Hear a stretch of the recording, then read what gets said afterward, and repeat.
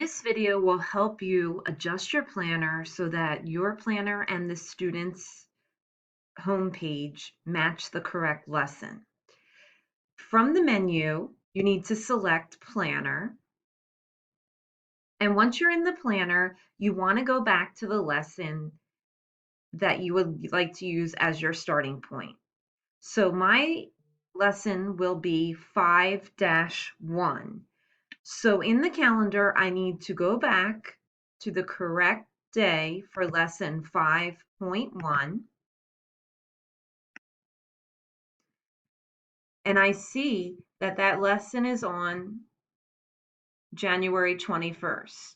So all that I will need to do is select Extend Lesson, and you will see that 5-1 will appear on the next day. And you continue to extend the lesson until it matches the day that you would like to start lesson 5-1. So I'm going to go into February. And as you will see, it is already on February 29th. So I will keep extending it until it matches March 24th.